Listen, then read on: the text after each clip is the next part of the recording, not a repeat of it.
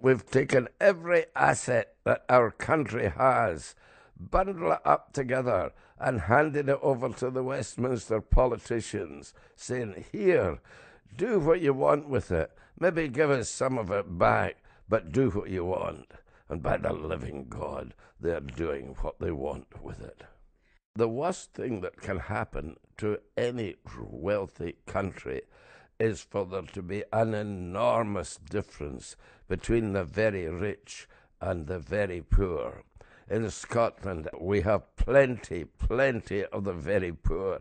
A quarter of our families with children are living below the poverty level. This depression is creeping up on us and squeezing ordinary people harder and harder. The people who go to food banks and soup kitchens are often people with jobs who are finding the cost of living too much for them to afford even the ordinary decencies on a Christmas table, and they've got to go for help.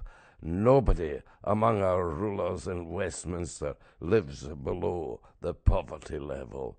They are all making themselves rich at our cost. Scotland has always been a radical country. We have always been the people who crossed the road to help somebody else who is in need.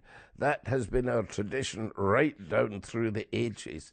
This is an unusual time that we're going through. It was brought on by the Industrial Revolution, but never let it be forgotten that the Labour Party was founded by Keir Hardie here in Scotland in an attempt to make things better for the ordinary person.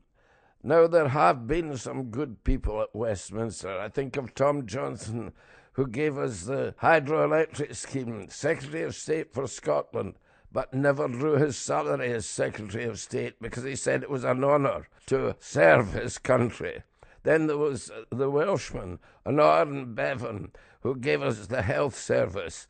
And then when they put a charge on the prescriptions, which was no part of his plan in the health service, he immediately resigned and gave up all the wealth of being a cabinet minister.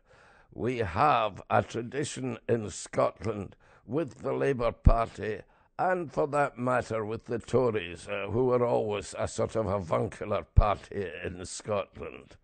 But these days have gone. How many Labour governments have we had since 1945, and still a quarter of our children look wistfully for what they will never own?